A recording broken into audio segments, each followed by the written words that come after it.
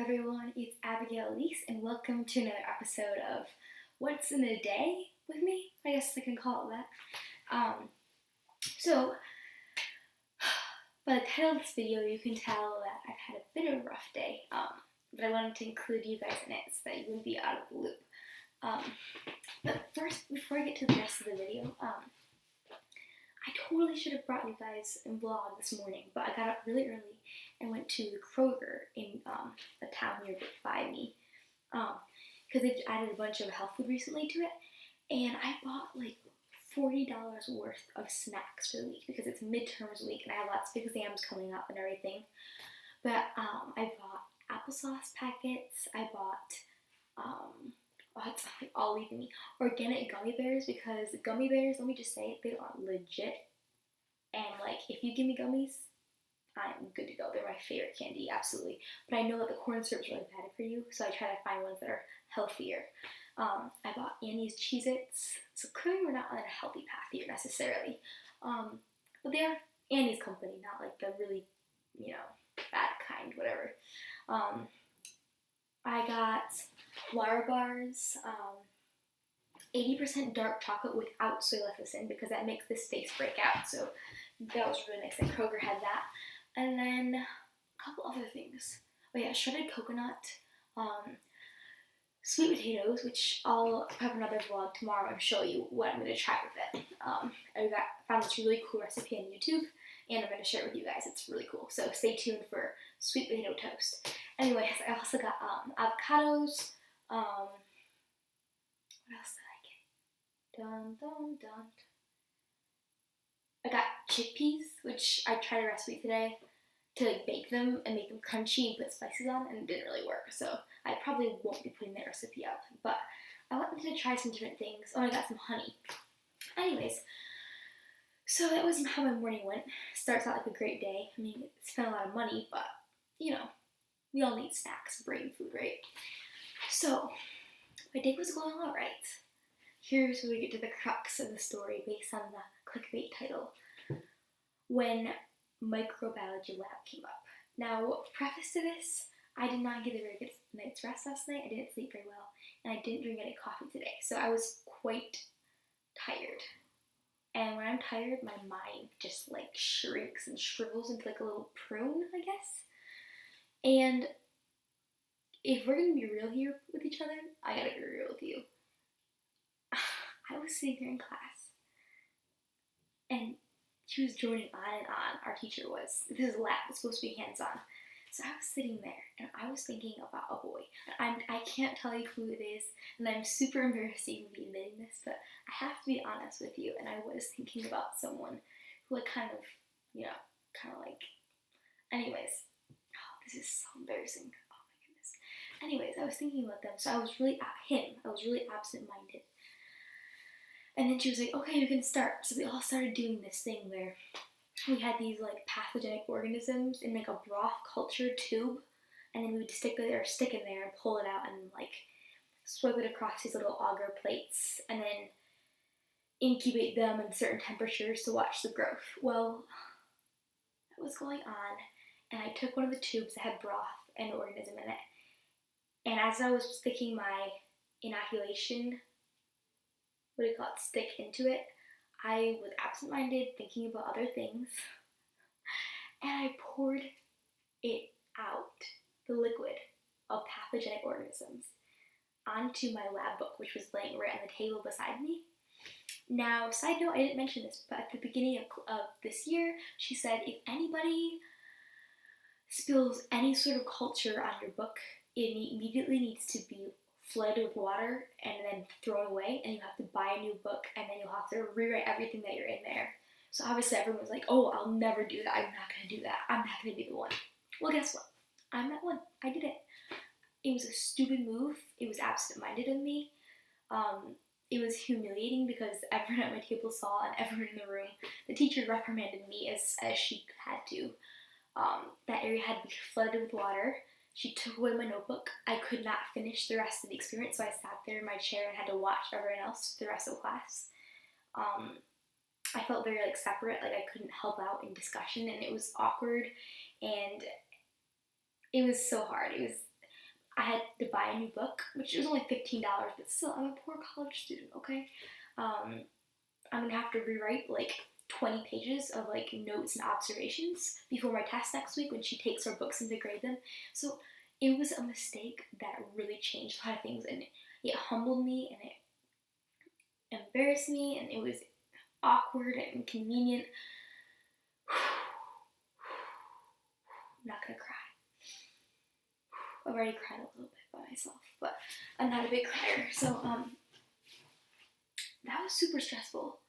It was not how I had planned for my day to go, and it really offset me because I want to be liked, and it's embarrassing when that kind of thing happens. You're immediately kind of like thought to be immature and careless by the teacher, and so I don't want that either. But you know what?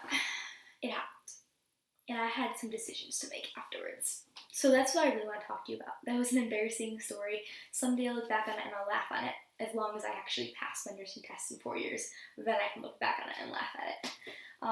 But I'm already starting to laugh about it a little bit, because if you can picture just like broth flying everywhere, this like wet liquid with pathogenic organisms, and everyone at my table going, am I gonna get like strep throat from this? And then the teacher being like, we're gonna get the fire hose in here and wash it all out, and just hands off, just stand away, and then everyone being like, I'm so sorry for you, and her being like, you have to go buy a new book and come back after lab. And anyways, it almost seems funny, but it's not quite funny yet. Anyways, so what I wanted to talk about was, when that kind of thing happens, a lot of decisions have to happen, because for the next couple hours afterwards, I was super sad. I just wanted to cry, and I wanted to take it back, and I wanted to change that one moment when I absentmindedly let my hand fall. I wanted to kill the boy that I was thinking about. You always have to find someone to blame, right? Anyways, but here's a couple of thoughts that I have, and I'm looking at a little note card that I have, so I don't get too off track. But the first thing is this. Number one, I'm planning to go on in nursing school, and many of you have career goals and that kind of thing, and we have to be tough for those. Later on, when I'm doing clinicals in the hospital, I'm going to have plenty of times when I'm reprimanded by nurses and instructors, and they're going to be telling me that I'm doing things wrong, I'm going to make mistakes, and it's later down the road, it's going to be much more serious when I'm dealing with patients. And so I really need to use this as practice to having a tougher skin. I'm very sensitive. On the outside, I'll be fine and chipper and jolly, but I overanalyze things and I cry about things in private and that kind of thing. And this is a good experience for me to say, you know what, it's okay. You're going to learn from this. It was a mistake that shouldn't happen, but toughen up. Come on. Don't be such a thin-skinned prune, you know? Be an orange with a really thick skin that you have to claw to get to the heart, to the meat and the flesh.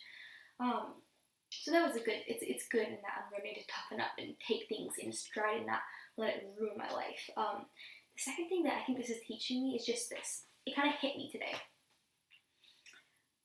If my hope was in microbiology, like if when I got up in the morning, what kept me going and what keeps me going was my goal to get good grades in microbiology and that kind of thing, then having this kind of thing happen would be a huge deal. I would, be that one kid who has anxiety and feels depressed and contemplates suicide, because when my hope is in something specific, and then that specific thing falls before your eyes, that is literally your hope crashing. When someone loses their hope, I mean, that can be detrimental to their health, their mental health, their physical health, and everything. But my hope isn't in that. My hope is in something that's completely unrelated to what happens in microbiology class. And I work hard in microbiology class as a result of what my hope's in, because I have a work ethic and diligence and that kind of thing.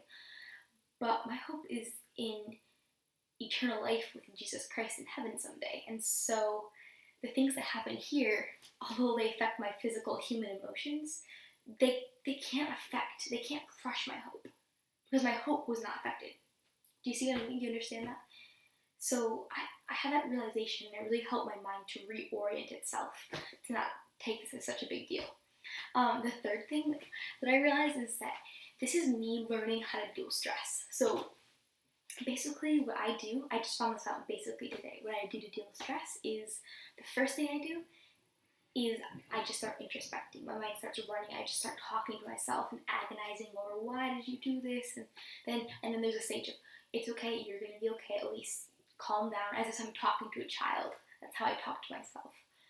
The second thing that I like to do when I'm stressed out is I go and find a piano. And U of M has these private piano rooms, and so I went after class and I played out my heart, some of my hardest songs.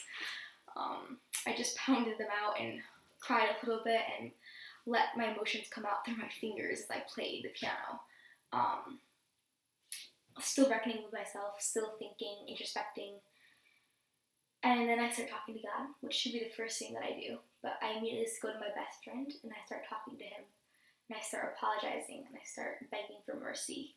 And the third thing I like to do is get some exercise to release those sort of toxic thoughts and then to allow those good hormones to be released in my body. So I had time, fortunately, to go on a run and to swim at the recreation center.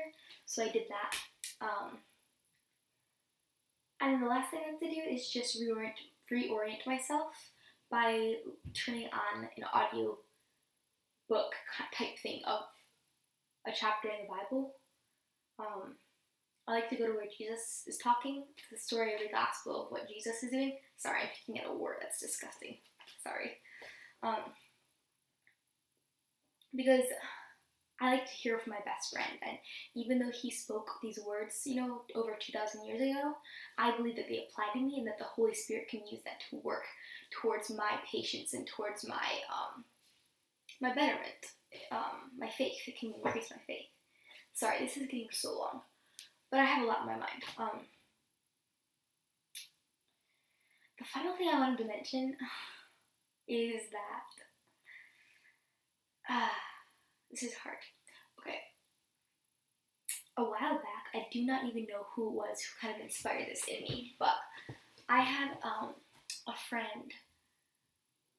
I think it was actually like a leader in a church or something. I can't remember who it was. But they really encouraged me and a couple other girls to pray a prayer of courage to God, asking Him to reveal sin in our lives and to humble us. And I remember them talking about how it's a very scary prayer to pray if you actually mean it, because when we pray that, God usually listens to that prayer and He will take us up on that request. He will He'll humble us. He will show us sin in our life.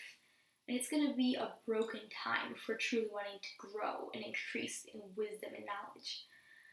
And so I've been praying that for the last year or two. As whenever I think of it, like, God, will you please humble me today? Even if it means being embarrassed or not getting the grades that I want or the friends that I want or not being treated. My mom just turned on the blender downstairs. Sorry about that. Or not being treated justly or how I think I deserve to be treated. Will you use that to show pride in my life, and to humble me before you so that I can see how frail I am in comparison to you? So I've been praying this, and with trepidation I've been praying this. And today I was humbled in front of a class of 20-some people. I was, kind of like disgraced in front of my teacher. I was unable to participate, and it was humbling. And it's so healthy to be ripped apart. My pride was ripped apart. And it just completely reoriented myself. Where does my hope come from? My hope comes from the Lord. Do I deserve to have the grades and the respect in class? No, I don't. Do I know everything that there is to know in microbiology? Absolutely not. My technique is horrible. And I need to stop thinking about boys in class. Anyways, there's so many things that I learned today, and I love it when God shows me that He's up here and that I'm down here, because the goal of my life is to have Christ increase and myself decrease. And so it's such a good reminder, because I forget constantly where I am in comparison to God. So I wish I could cut this out to make this video shorter. By the way, I still don't know the techniques of YouTube, how to edit this, so sorry if it's so long. In the future, I'll cut myself out and do different sections and scenes so that it's more fluid instead of me sitting here thinking. Right now it's more like a journal, so welcome to my thoughts life. But I just want to encourage you guys, if you are watching this, that whatever you're going through, I really encourage you to look at where your hope is from, what gets you up in the morning. And my hope for you is that, like me, it's not in classes or school or relationships, because those things do change and we're not perfect with them. And so look ahead in your future. When those things crash, is your hope going to be completely obliterated and demolished? For me, it was a lifesaver, such a comfort to realize that I've invested my hope in something different, that Christ has given me this hope, and the fact that He died for me and my eternal security is safe. No matter if I fail college and life altogether, I know where my destiny is. It's with Him. And that helped me to realize that I still have purpose left. This is kind of an over-exaggeration. It's just this is a little thing that happened. But in general, when things happen, you still have purpose in life. Dignity is not all lost because I'm still an ambassador for Christ. People are still watching how I act, how I respond to stress. And allow difficult situations in your life to learn more about yourself too. Not just God, but about yourself, how you react to stress, and what you can do better next time.